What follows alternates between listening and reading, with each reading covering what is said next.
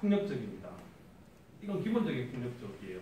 그러니까 이 내적 평정이 사실은 제일 문제가 되는 곳이 어디냐면 경계가 됩니다. 이 경계가 평정이 되면 그 안은 이미 평정이 된 거거든요. 그런 논리. 거기에 이제 냉전이라고 하는 게 뭐가 더 높게 되는 경계선을 형성할 때 수반되는 게 이제 내적 평정. 네, 내적 평정. 그러니까 왜냐하면 아까 내가 저기 요나부니시마랑 대만 사이에 있는데 요나부니시마가 일본 땅인 이유는 뭐냐면 거기가 일본에서 내적 평정이 됐기 때문에 일본 땅인 겁니다. 그 일본말 쓰고요. 일본적 제도에 의해서 지금은 이제 뭐 좀 관심 있으시면 찾아보시면 되겠지만 요나부니 사람들 이래서 못 살겠다. 아까 인구가 48,000명이었는데 지금은 인구가 2,900명으로 확 줄었거든요. 당연하겠죠. 중심이었다가 변방이 되버렸기 때문에. 그러니까 48,000에서 2,900명으로 인구가 줄었는데 이 사람들이 그럼 우리가 살기 위해서는 대만과 교통하겠다 이렇게 나왔는데 일본 정부가 허락을 안 합니다. 너희들 마음대로 변경을 할 수 없다 이렇게 되는 거죠. 그러니까 그 자체가 이제 평정이 되는 건데요. 근데 거기에 이제 더 동아시아적 냉전의 맥락이 되고 어떤 문제가 생기냐면 비국민을 제거해야 됩니다. 그래서 제가 심리적 경계성의 형성과 비국민의 제거라고 했던 이야기는 이게 냉전적인 맥락이 들어가는 거죠. 비국민이 도대체 뭐냐 이런 거예요. 비국민은 국민의 자격과 관련이 있는 말입니다. 그래서 근데 국민의 자격이 이제 완벽하게 밖에 있으면 그냥 국민이 아닌 사람들이 있죠. 근데 이게 아니라 안에 국민 그러니까 외국인을 지칭한 게 아니라 국민의 내부에 있으면서 배제되어 있는 존재. 이게 기본적으로 비국민입니다. 근데 국민국가는 대부분 이 노골적으로 이런 형태들을 만들어냅니다. 예를 들면 미국 같은 경우는 쉽게 말하면 뭐 링컨이 노예방을 19세기 했지만 그 1960년대 인권은 그 흑인 인권 운동을 거치면서부터 비로소 투표를 할 수 있게 된 그 과정들이고 지금도 마이너리티라고 이야기를 하잖아요. 그러니까 일종의 비주류라고 하기 좀 경계 안에 어쨌든 있으면서 좀 애매한 애들 이런 거죠. 근데 이제 우리나라 예를 들면 식민지 시절에서는 예를 들면 불렁성인이었고요. 지금은 이제 너무나 여러분들 잘 아시는 빨갱이인 거죠. 좌빨이라고 하는. 그러니까 우리가 왜 좌빨이라고 하는? 잘 생각해 보시면 예를 들면 중국 공산당이잖아요. 중국 공산당이 일본 공산당이 있거든요. 이 사람들은 사실 한국에서 별로 의미가 없습니다. 왜냐하면 외부거든요. 국민의 완전히 완벽하게 밖에 있는 외국에 있는 공산당은 박정희 때는 어땠는지 모르겠지만 지금의 입장에서 보면 사실 별 중요하지 않아요. 왜냐하면 밖에 있으니까. 그러니까 예를 들면 한나라당 국회의원이 중국 공산당 2인자, 1인자랑 악수를 할 수 있는 거죠. 근데 내부에 있으면 이 존재들은 굉장히 미묘한 존재들이 됩니다. 근데 이 부분들을 어떻게 다루느냐에 따라서 이제 그 국민국가의 성격들이 이제 드러나는 건데 다들 아시겠지만 특히 동아시아에서 냉전은 어떻게 되냐면 이 비국민들을 때려잡는 방식으로 진행이 됩니다. 이 비국민적인 사람들을 때려잡는 이것들이 지리적으로 어디서 드러났냐면 바로 그 경계 제일 바깥에서 일어나는 거예요.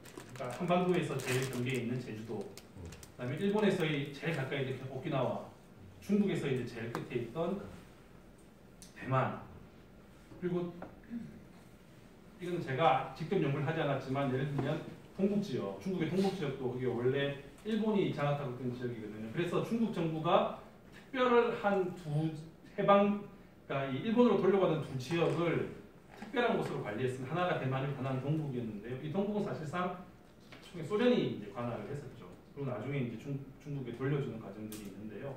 그 속에서도 특히 이제 국공내전 내에서도 엄청나게 많은 사람들이 죽었습니다. 특히 이제 심양 국공내전 당시에 그 심양 공략전, 센양 그 공략전을 할 때는 엄청나게 많은 사람들이 죽었는데 그분은 제가 잘 몰라서. 하지만 경계가 그어질 때 평탄하게 그어진 곳은 없다. 특히나 그 경계에 누가 있으면 비국민이라고 간주된 사람들이 있으면 이중적으로 폭력이 가해집니다. 첫째는 뭐냐면 원래 진행돼야 할 내적 평정을 해야 되기 때문에 가해지는 폭력이 원래 있고요. 거기에 비국민을 제거하는 냉전과 관련해서 특히 빨갱이를 제거해야 되는 폭력들이 수반이 되는 거죠. 그래서 그 폭력 발생한 곳이 제주도, 오키나와, 대만, 금문도 뭐 이렇게 쭉 이어지는 선을 따라 이어지는 게 하나 있고요. 그 다음에 이제 지각적 요인에 의한 폭력은 이제 뭐냐면 이건 굉장히 좀 재미있는데 지금 동아시아 정세와도 관련이 있습니다. 그러니까 뭐냐면 미국이 이제 공산주의 국가와 관련해서 중요하게 생각했던 제일 원칙적으로 생각했던 두 개의 정책이 있습니다. 하나는 뭐냐면 봉쇄입니다. 봉쇄라고 하는 건 공산주의 세력이 넘어오지 못하고 막는 거고요. 똑같은 개념이 롤백이라고 하는 건데 롤백은 역으로 이승만 같은 사람을 막 막는 겁니다. 북진 통일하겠다 올라가는 걸 막는 거죠. 그러니까 봉쇄는 공산주의 세력이 내려오는 걸 막는 거고 롤백은 소위 말하는 자본주의 국가에서 올라가는 걸 막는 정책입니다. 그러니까 우리가 냉전이라고 부르는 거죠. 그러니까 냉전이라고 하는 건 싸움은 없는, 열전이 없는 어떤 전쟁의 상태를 이야기하잖아요. 그렇지만 중심부에서 이 냉전을 위해서 동아시아는 끊임없이 롤백과 봉쇄선 사이에서 갈등들이 발생을 하는데, 그럼 이제 이 봉쇄선이 어디냐라고 하면 이제 바로 이겁니다. 그러니까 여기서 시작되는 요 라인, 이제 오키나와가 여기 걸쳐 있고요. 필리핀을 거쳐서 이렇게 오는 이 라인들이 사실은 중국을 나오지 못하도록 하는 봉쇄선입니다. 이 봉쇄선에 미군 기지가 집중되어 있죠. 여기 오키나와부터 해서 타이완, 필리핀 거쳐서 오는. 근데 지금 중국은 그러면 이제 뭘 하냐면 이 봉쇄선을 뚫기 위해서 온갖 노력을 다하고 있는 거거든요. 그래서 중국이 왜 동아시아 모든 나라들과 지금 영토 분쟁을 하냐면 이걸 뚫기 위해서입니다. 뚫는 걸 뭐라고 이야기했냐면 이제 이게 제1열도선인데 중국 해군이 1차적으로 확보할 중국 해군의 작전선입니다. 그러니까 중국 해군은 여기를 나오는 게 여기까지 나오는 게 기본적으로 제1차 목표입니다. 근데 여기 나오려면 누굴 뚫어야 돼요? 미국을 뚫어야 됩니다. 미군 기지를. 그래서 이제 보시면 잘 아시겠지만 여기가 이제 제주도고 여기 이호도인데요. 우리가 왜 중국이 이호도를 우리 거야라고 이야기했을 때 열받았던 게 하나 있었고요. 다오비다오 센카쿠는 당연히 지금 문제가 생겼고요. 필리핀이라는 거 지금 분쟁이 있고요. 베트남과 같은 여기 남사분도 가지고 분쟁을 하고 있습니다. 왜 분쟁을 하냐면 미국이 쳐놓은 봉쇄선을 뚫어야 되는 거죠. 제가 이제 이걸 말씀드린 이유는 사실 이해하기 힘들었던 부분이기도 한데, 그러니까 4.3 때 왜 그렇게 많은 사람들을 죽였을까에 대해서 굉장히 고민을 많이 했어요. 그러니까 하나는 빨갱이를 제거하는 거고, 또 한편으로는 내적 평정을 하는 건데, 근데 그거 한다고 이렇게 많이 죽이나? 였는데 이제 다른 하나는 이 선을 놓고 보면, 예를 들면 제주도가, 그러니까 미군적 입장에서는 제주도가 뚫리는 걸 너무나 공포스러워했거든요. 제주도가 뚫리면 사실 다 뚫리는 거니까 봉쇄선이 하나 나가는 거거든요. 여기가 빨간색이라고 생각해 보세요. 미국 입장에서는 재앙이, 그러니까 마찬가지로 오키나와는 한 지점이 빨간 뚫리면 난리가 나는 거였죠. 대만도 마찬가지고. 그래서 이게 제주도의 문제는 이 세 가지 층이, 하나는 아까 했지만 내적 평정이라고 하는 층이 하나, 또 하나는 비국민의 제거, 빨갱이의 제거라고 하는 측면 하나에, 또 하나는 미국의 동아시아 봉쇄 전략에서 놓고 보면 지정학적으로 도저히 양보할 수 없는 거였구나. 이걸 왜 이제 제가 말씀드리냐면 나중에 4.3 이야기를 좀 말씀드릴 텐데요. 4.3 때도 처음부터 이 강경 진압하자라고 했던 게 대세는 아니었습니다. 그러니까 나중에 좀 이따 말씀드릴게요. 하여튼 이 맥락 속에서 이제 동아시아의 경계와 폭력들이 이제 이어지는 건데요. 그래서 이제 제가 이 폭력을 도대체 뭐라고 부를 거냐 이렇게 생각을 했고, 그래서 이제 이걸 발터 베냐민이라고 하는 사람이 이제 폭력을 크게 이제 두 가지로 나누거든요. 하나는 이제 창법적 폭력, 이건 저희 번역 용어인데요. 이게 뭐냐면 이제 영어로 하면 파운딩 바이올런스라고 하는 겁니다. 그러니까 그 자체로 정당성을 갖지 못하는 법 혹은 권력에게 정당성을 부여하는 폭력인데, 이걸 뭐라고 이야기하냐면 법을 설립하고 정립하는 과정에서 하는 폭력입니다. 베냐민이 이 용어를, 이 개념을 설명하기 위해서 예로 들었던 건 사실 프랑스 대혁명을 들었어요. 그러니까 프랑스 대혁명에서 바스티유부터 시작해서 왕의 목을 잘랐잖아요. 굉장히 폭력적인 과정이잖아요. 이 폭력적인 과정을 거쳐서 그 다음에 만들어진 질서가 뭐냐면 이제 소위 말하는 공화정의 질서인 거잖아요. 그러니까 공화정의 질서를 만들어내기 위해서 수반되는 폭력을 그 파운딩 바이올런스, 그러니까 저는 창법적 폭력이라고 하고, 뭐 여러 가지로 번역합니다. 법 정립적 폭력이라고 하기도 하고요. 기본적으로 이 청법적 폭력인 거고요. 근데 이제 또 다른 법력은 이제 법 보존적 폭력이라고 하고 저는 법법적 폭력이라고 이제 번역을 했는데 이건 뭐냐면 창법적 폭력에 의해서 만들어진 질서를 지키기 위해서 사용되는 폭력 이렇게 생각하시면 되는 거죠. 그러니까 동아시아에서 이 시기에 비슷한 시기에 그러니까 47년, 48년, 49년 요 시기에 제주, 오키나와 그다음에 저기 대만에서 발생했던 이 폭력들은 그 한편으로는 그 내부적인 어떤 경계를 확정짓고 비국민을 제거하고 하는 그리고 그 체제가 어떤 체제가 될 건지를 정하는 일종의 창법적 폭력이었다라는 게 이제 제 생각인 거죠. 그래서 이제 국가 폭력이 아니라 제가 이제 뭐라고 이야기하냐 국가를 만드는 폭력이라고 이제 이야기를 하는 것이죠. 그래서 이제 뭐 우리가 폭력 논쟁 촛불 페이스 많이 하지만 그러니까 예를 들면 촛불 드는 행위도 저는 사실 이걸 이런 걸 떠나서 생각해 보면 어떻게 보면 우리가 창법적 폭력의 국면에 들어가 있는 게 아닐까 이런 생각을 좀 합니다. 새로운 질서를 만드는 그게 아니면 이제 말 그대로 그 안에서 틀 속에서 이렇게 하는 그런 생각을 좀 하는 거고요. 그래서 폭력 이야기, 폭력론 그 자체를 제가 오늘 말씀드릴 건 아니지만 그렇게 생각하시면 오히려 국가 폭력은 보법적 폭력에 가깝고요. 그러니까 예를 들면 5.18 때 진압했던 게 뭘 진압했냐? 지금 말하면 48년에 그 창법적 폭력을 통해서 새로운 질서를 지키기 위한 폭력 뭐 이런 거니까. 그러면 이제 거기에 대한 폭력은 사실은 그 질서를 보면은 도전적 폭력일 수 있는. 하여튼 저는 그런 느낌들이 좀 있어서 이렇게 말씀을 드리고 싶고요. 근데 이게 이제 국민의 경계가 어떻게 되냐, 기업과 어떻게 되냐라고 이야기하면 이제 금문도는 중국이 될 거냐, 중국이 아닐 거냐 이런 문제가 있습니다. 대만 여러분들 가보시면 지금 아마 그 갈등이 첨예하게 계속 부딪힐 텐데요. 대만이 중국이냐 아니냐가 엄청나게 지금 논쟁을 하고 있습니다. 지금 정권을 잡은 사람들은 이제 우리는 중국이 아니야라고 생각하는 소위가 대만 독립파들이고요. 중국 입장에서는 대만은 중국이지 무슨 소리 하고 있냐 이렇게 이야기를 하는 그 경계 문제가 있고요. 대만과 연합군이지만은 이제 아까 했지만 연합군이지만 사람들이 이제 나 일본 안 했을래 일본에 있지만 대만과 경계를 넘어서 자유롭게 갈래 이렇게 주장하는 거고요. 오키나와는 그 1972년까지는 우리가 오키나와 가자라고 열심히 운동했다가 오키나와로 가는 바로 그 순간 오키나와부터 멀어져서 지금은 이제 오키나와 독립 자립 뭐 이런 이제 이야기도 나오고 있는 곳이고요. 제주도는 이제 제가 오늘 말씀드릴 건데 비국민에서 국민으로 온 것 같지만 그렇지 않다라는 이야기를 좀 드릴 겁니다. 그래서 뭐 이거는 재밌는 노래인데요. 오키나와 이야기하기 위해서 제가 이 노래를 굉장히 좋아합니다. 이 사례를. 그러니까 오키나와 카이세라고 하는 노래인데 이 노래를 만든 사람이 누구냐면 이제 큐슈의 후쿠오카의 이제 그 사무금융노조의 노조원이 이 노래를 지었습니다. 작사를 하고 작곡을 했습니다. 그다음 이제 우타고에라고요. 그 일종의 일본 공산당 주도로 노래운동하는 패들이 이제 이 노래를 주로 불렀는데 이 노래를 불러가지고 이제 일본 본토에서도 부르고 오키나와에서도 이 노래를 불렀습니다. 그래서 이제 오키나와는 이제 일본으로 가야 돼 이런 노래인 거죠. 그래서 이 노래를 보면 단단한 땅을 깨고 뭐 민족의 분노를 타오면서 오키나와요. 우리들과 선조들이 빗땀으로 지키고 일긴 오키나와요. 뭐 이런 건데요. 여기서 보면 이 노래 가사를 들어보시면 오키나와는 일본이라고 하는 이야기가 여기 들어가 있는 겁니다. 그죠? 그래서 오키나와를 누가 반납해야 돼요?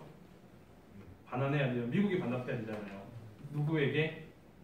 일본에게 이런 뉘앙스가 있습니다. 근데 72년에 이제 오키나와가 일본으로 반납되거든요. 72년 반납되는데 아주 재밌게 오키나와 사람들이 계속 이 노래를 부릅니다. 근데 오키나와 사람들이 이 노래를 계속 부르니까 가사는 똑같은데 노래의 의미가 완전히 달라집니다. 어떻게 달라지죠? 오키나와를 누가 반납해야 돼요? 누구에게? 오키나와 사람들에게.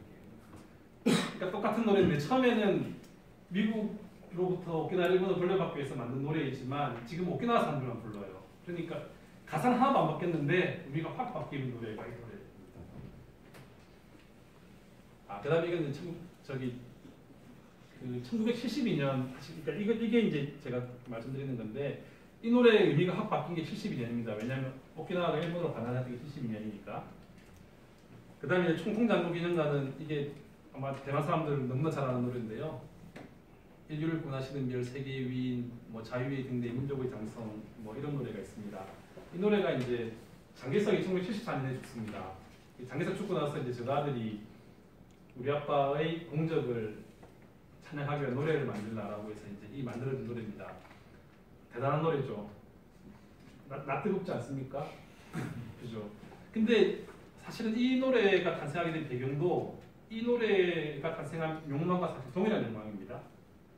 박정희가 이제 유신 이후에 그 당시 잘 나가던 신중현을 불러서 이런 노래를 만들어 달라고 박정희가 직접 요구했는지 안 했는지 모르겠지만 어쨌든 안기부에 끌려가서 신중현이 이런 노래를 만들라고 요구를 받았어요. 근데 신중현이 그걸 거부를 했습니다. 거부하고 나서 신중현이 당한 엄청나게 많은 복수는 신중현의 자서전에 보시면 다 나옵니다. 음반을 낼 수, 모든 음반이 금지곡이 됐고요. 텔레비전 출연하는 건 당연히 금지되고 방송에 나올 수 없고 했던 거죠. 근데 그 사람이 이제 그러면서 만든 노래가 이 노래. 나는 한 사람을 위한 한 사람을 찬양한 노래를 만들지 않고 우리들의 노래, 우리들의 강산에 대해서 부르겠다라는 겁니다. 이게 80년대 이 노래가 일종의 건전가요처럼 불리긴 했지만 이 노래의 탄생을 아까 했지만 오키나와에서의 그 오키나와 카이세라고 오키나와를 불려주라고 하는 노래와 총통장군 기념가와 맥락에서 놓고 보면 사실은 이 노래는 굉장한 노래인 겁니다. 그 신중현의 그 자존심이 없었으면 아마 우리는 이런 비슷한 가사를 가진 노래를 부르고 있었을지도 모르는 거죠. 근데 이게 제가 이걸 세 개를 배치한 이유는 이게 1972년부터 이 동아시아의 질서가 바뀔 때 비슷하게 나왔다라고 하는 거예요. 그러니까 72년이라고 하는 시점은 우리는 유신으로 생각하잖아요. 근데 세계 냉전사에서 보면 70년대는 이게 대땅때라고 해서 미국과 중국이 핑퐁 외교를 통해서 굉장히 가까워진 시기입니다. 근데 이게 아시아에서 굉장히 재미있는 게 냉전의 중심에서는 대땅때였지만 그 주변 국가에서는 억압의 강화가 합니다. 오키나와에서도 예를 들면 일본의 입장에서 보면 오키나와를 받아들인 건 일본의 민족 국가적 그 뭐라 그럴까 영원이라고 이런 게 완성된 겁니다. 왜냐하면 오키나와 일본 사람들은 일본 정부는 오키나와를 받지 못하면 일본의 전후 그 민족 국가의 경계는 불안전하다고 생각을 하고 있었어요. 그래서 이제 악착같이 저는 굉장히 일본 외교관들 악착 같음을 굉장히 많이 느끼는데요. 이게 이제 리지듀얼 소버니티라고 해서 뭐 이렇게 자녀 주권 이렇게 번역해야 되거든요. 근데 일본 사람은 악착같이 잠재 주권이라고 번역을 해서 오키나와의 잠재 주권은 일본에게 있다 이렇게 번역을 했습니다. 제 생각에 지금 자녀 주권이거든요. 대부분의 주권은 미국에 있고 요만큼 일본에 있어 이런 뜻인데 그 영어로 읽어보면 그걸 번역해서 사용할 때는 잠재 주권이라는 말을 썼어요. 그러니까 악착같이 그러니까 잠재 주권을 행사하지 못하다가 70년에 돌려받으니까 일본 입장에서는 엄청나게 영혼 하나를 대결하는 겁니다. 중국과 미국은 국교 정상화를 했어요. 자, 근데 대만은 어떻게 됐어요? 대만은 유엔 안전보장이사회 상임이사국이었는데 쫓겨나서 어떻게 됐어요? 아무것도 안 돼버리는. 그러니까 지금도 굉장히 재밌습니다. 대만을 예를 들면 국제법상으로 뭐라 부를 것이냐. 피파뿐만 아니라 대만은 국제기구에 갈 수가 없어요. 국가가 아니기 때문에. 근데 국가가 아닌가? 영토도 있고 국민도 있는데 뭐가 빠져 있죠? 주권. 그 주권이 어디 있어? 주권이 없나 근데? 있지. 누구한테 뺏겼어요? 아니 그러니까 제 말은 이게 동아시아가 굉장히 재밌는 곳이에요. 아까 오키나와도 잠재 주권을 예를 들면 저는 자녀 주권이라고 해봤다고 생각하는데 이 자녀 주권을 예를 들면 시정권은 미국이 가지고 자녀적인 주권을 일본이 가진다고 하는 건 근대 국민 주권의 원리에서는 맞지 않는 거예요. 왜냐하면 국민 주권은 배타적이어야 되거든요. 근데 미국도 있고 일본 반쪽다리 걸치고 있고 이 지위를 뭐라고 할 거며 대만의 현재 지위를 뭐라 그럴 거며 멀리 갈 것 없이 한반도 남북에서 대한민국의 헌법은 대한민국 영토를 어떻게 규정하고 있어요. 한반도가 더 무섭고서 대한민국을 규정하고 있는데 실제 시작은 한반도를 다 지배하지 못하잖아요. 이 상황을 우리가 뭐라 부를 거냐. 그러니까 사실은 동아시아의 경계와 관련해서 보면 다 이 모순, 분단과 관련된 모순이 남아있는 것이 동아시아인 거죠. 지금 제가 몇 시까지 해야 되나요? 편하게 하시면 됩니다. 예, 좋습니다. 이제 사삼으로 갈게요. 사삼으로 가면 좀 재밌어질 거예요. 왜냐하면 평화공원 이야기를 좀 하니까요. 제주 4.3 사건에 대한 이제 냉전 분단적인 에서는 뭐냐, 미국과 우리들은 공산폭동이에요. 지금도 공산폭동이라고 주장을 합니다. 북한과 자익들에서는 이제 반문화 강제이죠. 이게 당대에 그랬습니다. 근데 이제 이게 뭐 중립적 해석을 하기 힘든 사람들은 불행한 사태 이런 용어를 썼는데요. 근데 이게 이제 당연히 이제 우리 사회에서는 여기서 뭐가 요거만 살아남고 요 이야기들은 할 수가 없습니다. 할 수가 없었죠. 근데 그래서 공산폭동이라고 하는 이 해석에 대해서 최초로 이제 문제 제기를 한 게 이제 사실은 4.19 이후의 양민학살론입니다. 그 양민학살론이라고 하는 게 엄청나게 사실은 수세적인 용어거든요. 왜 수세적이냐? 이런 거예요. 양민이란 말 속에는 뭐가 있냐면 양민이 아닌 사람이 있다는 거예요. 그래서 양민이 아닌 사람을 죽인 건 뭐 어쩔 줄 모르겠지만 우리는 양민이 아니야. 이런 놈이에요. 그러니까 4.3 당시에 진압군이라고 하죠. 진압군이 너네들은 빨갱이야라고 하는 논리가 뭐였냐면 한번 생각 들어보세요. 이게 말이 되는지. 너네들은 빨갱이야. 왜? 내가 죽였으니까. 이게예요. 아니 이게 정말 4.3이 공산폭동의 이유입니다. 4.3 당시에 4.3을 가장 폭력적으로 진압했던 사람이 서북청년단과 경찰인데요. 군인들은 안 그랬습니다. 그 왜 그랬냐면 그건 좀 나중에 좀 더 말씀드릴 기회가 있겠지만 군인들은 제주도 사람들을 모병으로 해서 구연대를 제주도에서 했고요. 제주도 사람들 중심으로 이 구연대가 만들어지니까 이 구연대장 중에 이제 김익렬 연대장이 있는데 이 사람이 그러니까 48년 4월 3일 날 공기한 사람들에 대해서 협상을 제안합니다. 너네들 나가라. 선을 탈출해라. 그러면 우리가 봐주겠다. 이 정도까지 협상을 하는 건데 그 협상을 미군장에 받아들일 수가 없습니다. 그래서 이제 뭐 연대장이 바뀌고 그 박진경이라는 사람이 연대장이 되고 근데 박진경이라는 사람은 이제 암살당합니다. 누구한테 암살당하냐면 김익렬 연대장의 부하들에게 암살당합니다. 그래서 이제 박진경 대령을 김익렬 연대장의 후임을 암살한 이 두 사람을 한국 정부와 미군정은 빨갱이라고 쳐서 처형을 했는데 이 사람들이 그 과거 행적을 따라가 보면 이 사람들은 정말 독실한 기독교 신자였죠. 근데 이 사람이 왜 암살했냐면 이 사람은 김익렬 연대장을 지지했던 거예요. 저기 올라가 있는 무장대들은 어쩔 수 없이 올라간 사람들이고 빨갱이 아니야. 빨갱이일 수도 있지만 얼마 안 돼. 그러니까 협상을 해야 돼라고 주장을 했던 거죠. 근데 거기 지지했던 사람인데 이제 미군정에 의해서 이제 김익렬 연대장이 다른 데로 발령나고 박진경이 오면서 그 강경 후벌로 이렇게 바꾸니까 이 박진경을 암살했던 두 사람이 부관 중이었거든요. 그러니까 부관이니까 이제 박진경한테 가가지고 지금까지 김익렬 연대장 이렇게 오셨다. 그리고 이게 맞는 거다. 이렇게 그냥 설득을 했는데 박진경이 안 듣죠. 그러니까 안 들으니까 어쩔 수 없이 이 사람이 이제 두 사람이 암살을 하게 된 사건이었습니다. 이 두 암살이 이제 대한민국 제1호 그 군법에 의해서 사형받은 두 사람이거든요. 이 사람들을 예를 들면 우리가 복원할 수 있느냐 아마 하기 힘들 거예요. 당분간은. 이건 제가 현재 우리의 국민에 대해서 말씀드릴게요. 자, 근데 제가 드리려고 했던 말씀은 이런 거예요. 이게 빨갱이인 걸 어떻게 아느냐? 내가 죽였기 때문에. 이게 성립한다고 생각하세요? 성립했어요.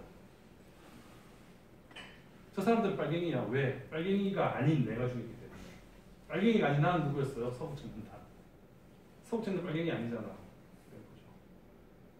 근데 양민학살론이라고 하는 게 얼마나 수세적인 담론이었냐면 이런 겁니다. 네가 죽인 사람 중에 빨갱이가 아닌 사람도 있어. 이게 양민학살론이었어요. 굉장히 수세적이잖아요. 그래서 이 말을 하는데 4.19 때까지 기다리는 거예요. 그러니까 제가 이제 제주도를 관점에서 보면 한국의 역사에서 이제 좀 달라지는 부분이 있는데 우리는 이제 한국전쟁 1950년 6월 25일부터 1953년 7월 27일까지 역사하시잖아요. 근데 제주도는 언제 한국전쟁이 끝났을까? 공식적으로 56년이 끝납니다. 왜냐하면 56년 9월에 한라산 입산금지령이 해제됩니다. 이 입산금지령은 언제부터 있냐면 48년부터 있어요. 그러니까 이 기간 동안 제주도 사실 전쟁터였던 거죠. 물론 대부분의 그 토벌 내지는 학살은 48년 10월, 11월 이맘때 다 끝나게 되는데 하여튼 뭐 그 나중에 좀 말씀드리고요. 그래서 하여튼 양민학살론이라고 하는 용어는 굉장히 수세적인데 뭐에 도전했냐면 너네들이 죽인 사람 중에 빨갱이가 아닌 사람이 있을 수도 있어. 우리 가족들이야 라고 하는 이야기예요. 그러니까 빨갱이가 있었던 걔네들을 죽였는 거에 대해서 내가 뭐라고 말할 수는 없지만 빨갱이가 아닌 사람도 너네들이 죽였어. 이런 논리입니다. 이게 나오기까지 엄청나게 큰 거죠.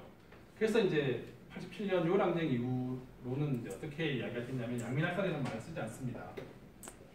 양민학살이라는 말 자체가 이제 아까 했지만 그 경계에 대해서 수용하는 포지션이 있는 거거든요. 뭐라고 이야기되냐면 이제 민간인 학살이라고 이야기를 하는 게 거죠.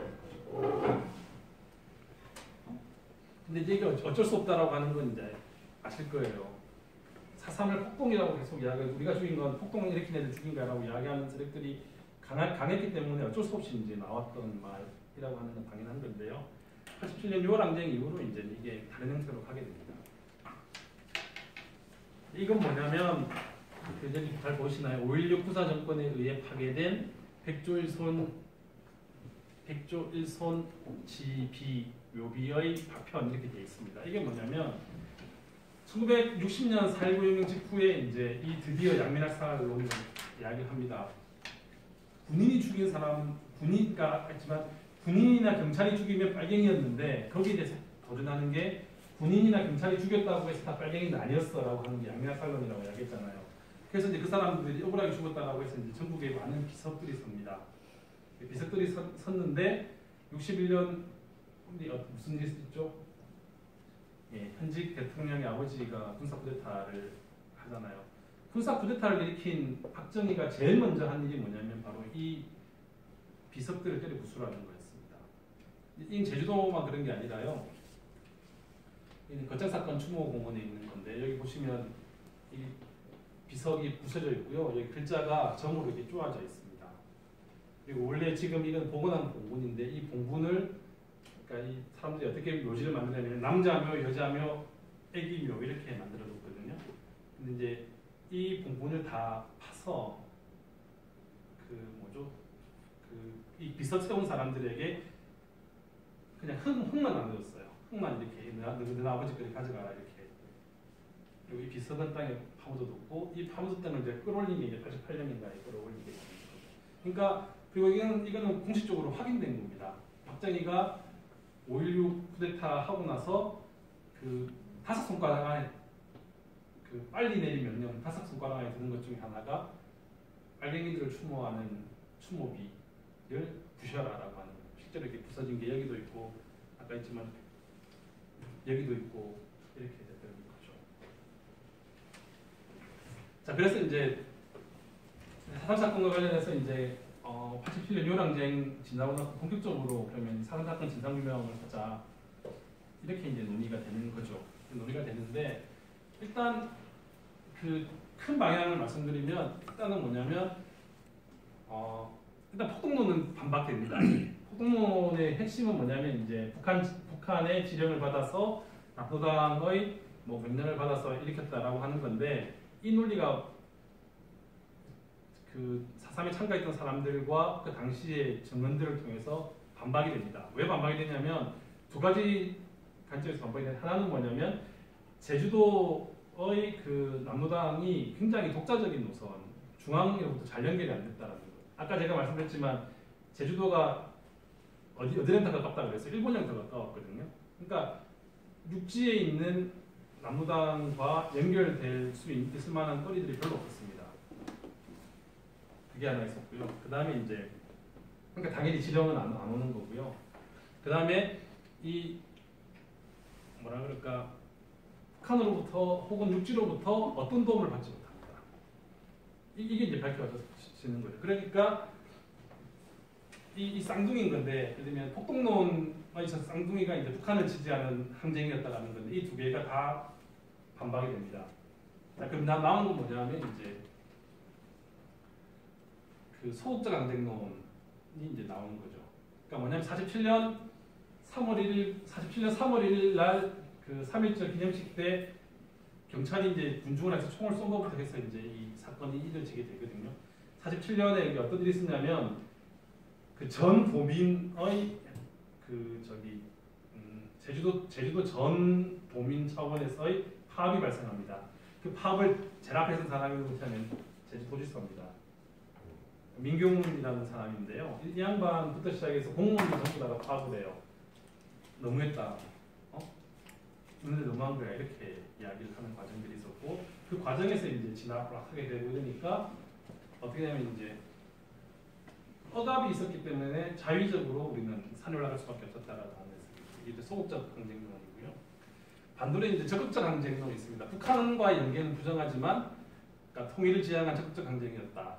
그러니까 통일을 이야기하는 사람이 예를 들면 반드시 이게 냉전적 요소, 냉전적인 관점에서는 가능합니다. 냉전에서는 우리 편이 아니면 넌 빨갱이지 이게 가능했던 건데, 그게 아니라 아니 이승만에 반대하는 게 반드시 친북일 필요는 없는 거 아니냐, 이렇게 해석을 하는 해석들이 나오게 되는 거죠.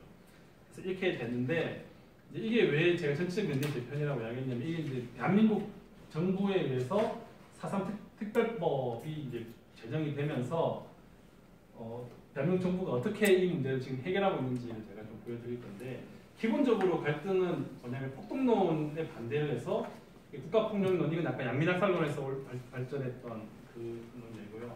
다양한 차원 항쟁론이 이제 결합해서 사상은 폭동이 아니었다라고 하는 게 이제 나오는 거죠. 그래서 이제 이걸 어떻게, 이게 이제 그 사사특별법 속에는 뭘 고립시키냐면 사상은 항쟁이었다라고 하는 걸 고립시킵니다. 폭동론도 고립시키고요. 그러니까 요렇게 지금 현재 있는 거고, 제가 이 말씀을 드리는 이유는 뭐냐면 요걸 주장해야만 대한민국 국민인 거예요. 요걸 하시면 빨갱이 소리 듣는 거죠. 이게 이제 현재의 구도가 됩니다. 근데 그게 이제 그걸 이제 어디서 할 수 있느냐 했기 때문에 이제 그 제주 사삼평화공원인데요. 제주 사삼평화공원은 뭐 이건 완공되기 전에 일종의 그 뭐랄까 조감도라고 그럴까요? 그 사사평화공원을 만들자라고 했던 건데, 이 공원이 이게 이제 위패보안관이거든요. 근데 이제 이렇게 만들어졌는데, 이렇게 하지 말자라고 제주 사람들은 엄청나게 많이 했습니다. 이거 왜 하지 말자 그랬냐면, 이 공간 자체를 생각해 보시면 여기 굉장히 위계적인 공간이 될 수밖에 없어요. 왜냐하면 여기가 행사장이 되잖아요. 행사장이 되면 여기 누가 앉아 있어요?